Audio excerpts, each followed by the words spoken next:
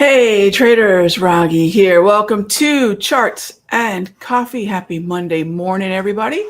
Hope everyone's doing well. We're kicking off the very last month of the year. It's our first trading day of December, which means we've got a lot of data coming our way as we get into the first week, which means we've got, well, by the way, in the Sector Secrets Mastery, that means we've got the position portfolio review, taking a look at those longer term positions that we've been building throughout the year. We've got non-farm payroll then on Friday, and we have a lot of hot zones to consider. So you know what, let's start there. And we'll take a look at two particular websites that are going to be pretty darn important for us as we go through this week and then into December 18th FOMC meeting, where we are still by a slight margin expecting that quarter point rate cut.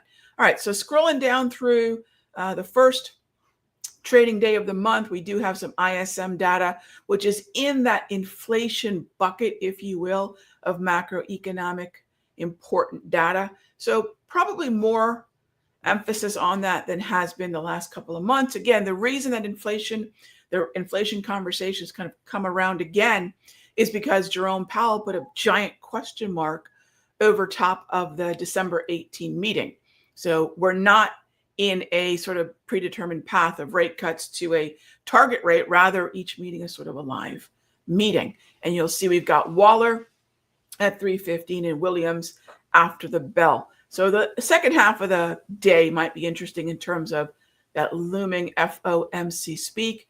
And if you take a look at the rest of the week, we're going into the blackout. So the more we start to close in on that December 18 day, there's usually sort of an unwritten rule. It's not a rule, but it's just sort of an agreement that about 2 weeks before the meeting, sometimes they break it, but the members will just shut up. And so we'll likely see quite a bit of FOMC speak between now and that sort of blackout period.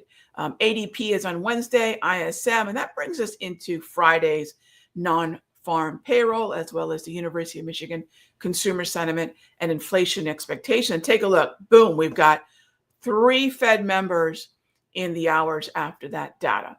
And this is not an accident. A lot of times when they're scheduled to speak has a lot to do with sort of cleaning up the messaging and anything around the reaction to the data. So that's what we've got coming up in terms of things to be aware of this week. And then all of this is sort of, there's an umbrella over all of this, and that is the target rate probability for December 18, which, as you can see here, last week was almost a coin flip in terms of holder or cut. And it was basically 50 something, 40 something. And now you can see we're starting to move away a little bit in that cut column where the expectations are for that quarter point cut at 62%. And the data that we're going to get this week, the ISM data, the whatever the messaging is from those Fed members, as well as non-farm, is going to adjust those expectations. So we are just 16 days out from what will presumably be another quarter point cut to round out the year. All right, so let's go take a look at what's going on with all that in the backdrop. As always, if you have any questions, feel free to type them in. We'll take a look at some of our sector performance as well. Got to remind everybody, gang, as you're taking a look at what you might want to trade in December, it could be markedly different come January, February.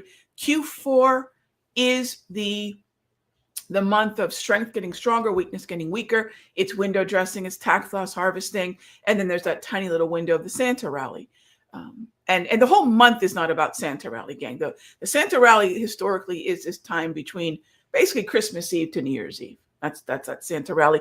And it does often spill into the new year by a little bit. But the new year is going to bring likely the first bit of meaningful sector rotation that we're going to see. So now is not the time, by the way, this month is not the time to look at where the weakness is that might find a bottom. That's not December's typical mode of operating. What we want to find are things that are strong and that will likely continue to be stronger. And that's the window dressing rally, which we are now in the heart of.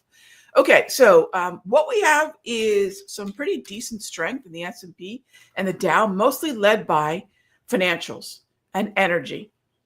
And you take a look at ES, you take a look at YM, and you can see that there's generally been a lot of strength in Q4.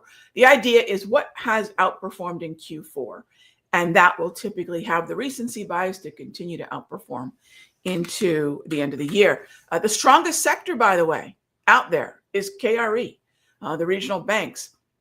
Whether you're looking at the Russell, which is also doing well because of regional banks, the heaviest weighted, and not by much, but the most, if there is a sector that's most significant in the small cap, in the Russell 2000, it's going to be our KRE. So RTY futures or IWM ETF of the Russell, I'm very bullish all of those. And so whether it's KRE, we have a long position in Zion in the Sector Secrets Mastery, whether it's IWM, micro RTY, mini RTY, we want to look for more follow through in that pocket of the broader averages. So let's go do this. Let's take a peek at what's going on with the sectors, because this is where, I'm going to typically have sort of this really strict view of what we want to focus on, what we don't want to focus on, right? So here's a really good cross section of the most important sectors because they have influence on the broader averages, and whether that's financials, insurance, communications, consumer discretionary, etc. A couple of these aren't as important. Like for example, XRT, not a major one. I don't necessarily have to keep an eye on that. ITB has been in play mainly because we know if rates are coming down, we would presume mortgages are coming down, but that's not been the case. Metals and mining, if gold, silver, copper on the move, metals and mining will be something I will check off and keep an eye on. But there's plenty here that I'm not looking at. Obviously, unless it's had a good Q4, I'm really not interested. And good is always relative to other places that might be more tempting for traders and investors to put their capital in. So it's not a matter of, well, such and such sector might be off its lows. It's, is this a stronger sector comparatively than the others? And so we're comparing things to regional banks, to airlines, to financials, consumer discretionary, oil and gas providers, insurance, communications. That's the top 6 quarter to date. And that's where likely, if you're going to find strength, it may not be necessarily the sector you're going to buy, but it might be a stock in those sectors. So really important to have that process around a watch list. Okay, first question is, would I be able to figure out what stocks within PBW and TAN have the best momentum? Yeah, the way we figure it out, yeah, of course, there's a process for it. The way we figure it out is we pull the stocks weighted within it in the multi-chart, and that we take a look at that trend or momentum. But as far as looking at PBW, that might be of all the sectors that are sort of more niche, more industry. If I were to compare PBW to TAN, I would say to TAN, that's the solar, that's a big cup of nope right now. But PBW, the clean energy, interestingly enough, is actually doing pretty well. You can see it actually launched a little bit higher in, about mid-November. So it might be worth keeping an eye on. Is it one of the outperforming sectors? Actually, it's above some of the other sectors that traders are looking at, like metals and mining, oil services, industrials, technology. So maybe not a bad place to look. Here's the next challenge, though, with something like PBW. Once you build out that multi-chart where you can look at the relative outperformance, which is what we do in the mastery. Now we've got to make sure that the stocks within it actually have either a liquid option chain or liquidity at the share level, depending on which way you want to go with that. So PBW would be where I'd say put your focus. Keep TAN on the back burner, way on the back burner, at least until Q1. Right? At least until Q1 to see if there's any rotation, any interest. Because if there's a time to start bottom picking underperforming sectors or underperforming stocks, it'll be Q1, not Q4. All right. Next up is, what do I think of 3 days to expiration or 4 days to expiration rather than 0 days to expiration for SPY and SPX options, to offset the theta decay risk a little bit without increasing price too much? Okay, so let me unpack that for everybody. If you're trading SPY or SPX, they're are Monday, Tuesday, Wednesday, Thursday, Friday expiration, or what's more commonly referred to as 0 DTE, 0 days to expiration. If I'm day trading, so here's where I would look at this, GR. If I'm looking at a day trade, I don't need to pay for more time than I'm going to use, because a day trade is a today trade. It's going to be closed today. So the way that I would look at SPX or SPY is through the lens of the ES. And if you want to view a really good walkthrough of something we had recently done in the Sector Secrets Mastery with the SPY and the SPX and the ES, because it's really one trade idea that you can then take in one of really 3, 4, 5 different ways. It's really still focused on the S&P, which is a high concentration weighted collection of 500 stocks, however you want to view it, right? Okay. So if I'm looking at SPY or SPX, 0 days to options expiration, it's not because I'm trying to take advantage of the decline in premium. I'm not writing premium, I'm buying it. So I'm not selling it, I'm buying it.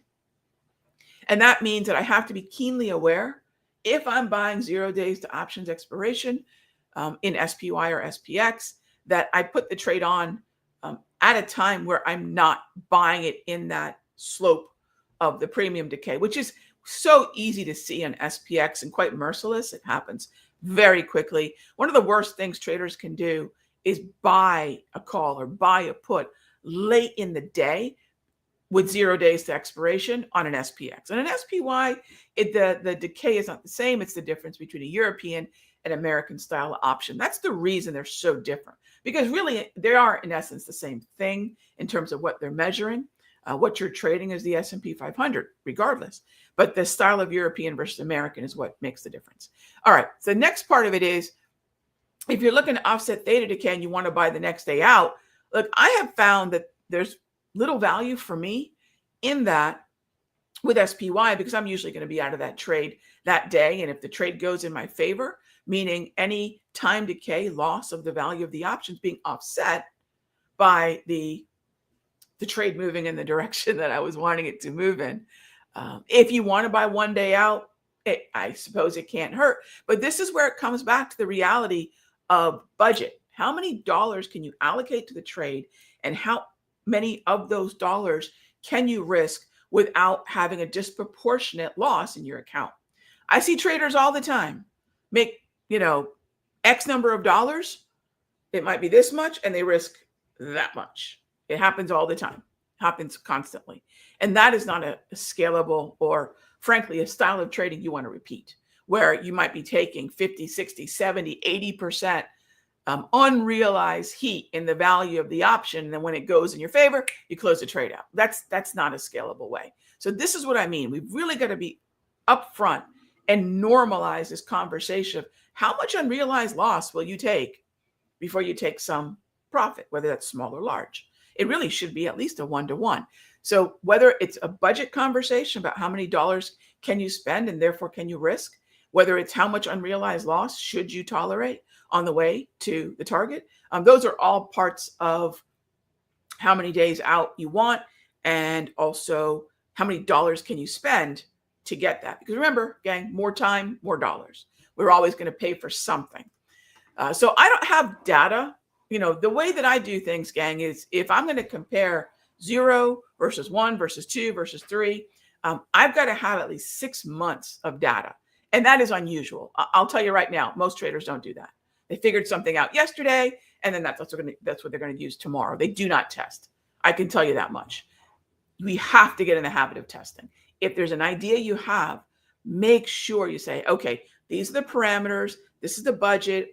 Build that whole blueprint and then test it for 6 months. Because until it really can withstand the, can you imagine if a car maker decided, hey, it ran really well on the track yesterday, let's go ahead and go to production? Never, right? What do they try to do? They road test it. They do all sorts of testing on it before it actually becomes a car that they're going to sell. And for us, if there's going to be a process that we're going to use, a trading style that we're going to deploy, we have to test it. So that's what I'll say. And that require a lot of testing on that one. If you're looking at comparing 1 to 2 to 3, and that's the only way to do it. So I don't have the data, but that's basically the way I would perceive the beginning part of that test. What's the budget? Can you afford going further out? Does it really offset, right? I would start with comparing 0 days. If it were me and I was going to embark on this 6-month testing, I would start with comparing just a 0 to the 1. I wouldn't worry about 2, 3, 4 days unless you're going to swing trade, in which case it's a completely different conversation. All right, next up, my thoughts on FedEx.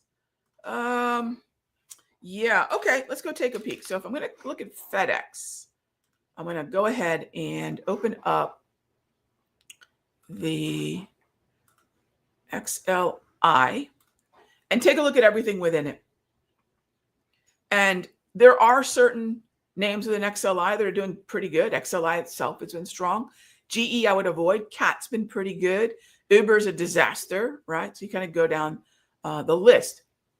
So first I want to compare FedEx to the things that it trades within, whatever sector you're focused on.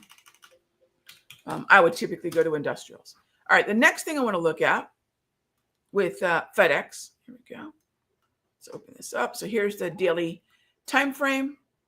And Richard, you bought the dip. Okay. So once this thing turned right back into an uptrend on the 7th of this month, it became a conversation about dips. Buy the dip is not always valid. Buy the dip is really just sort of trader lingo for retracements or pullbacks or mean reversions, right? That's whatever you define that dip as.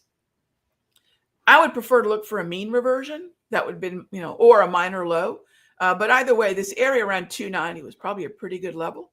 And at that point, you're looking at where the next level of resistance could be. I would say the closer we get to, say, 308, 307, proactively scale out and then see if we can break out to new highs. That's the way I would look at something like FedEx. So depending on where you bought it, I really don't know exactly where you did, Richard, but you know what your risk was. You know what your initial reward was. A great place to hit an initial reward or initial target is in front of a level that's had resistance before. On the 19th of September, on the 25th of November, you can see we hit that same level, which is what I think you're noting. And so, yeah, proactively pay yourself while you can, not when you have to, based on previous resistance. And then because you can, now skew the risk in your favor, depending on how much time you have left to expiration, yeah, I would say at that point, now you can see kind of leg 2 of the trade, right? That second phase of the trade is the way I look at that. And if there's a second phase of the trade and you've already scaled out, you still have a little bit left. And then you can look at the way in which the follow through can maybe make new highs. Because remember, the mindset of your average retail trader, if something makes a new high, they can't help but want to get in. So once we hit that new high, you'll probably see a new wave of interest. So maybe, might be worth sticking around for that. All right. Pierre mentions Amazon. Yeah, we've had a position in Amazon for quite some time, up again. Yep. Let's just see where it goes. We've already scaled out. Where's my Amazon trade? Hang on, gang. I'll show you my Amazon trade. All right, here we go. So we have Amazon 6 December. So that's going to expire Friday. And now that time decay needs to be offset by movement in the direction of our trade. We've got the, I got to wind up here. I got 2 rooms to be in, but you can see our trades right there. I got to go. I'll be in the Simpler Central room as well as the Sector Secrets Mastery. I'll see y'all tomorrow, same time, same station.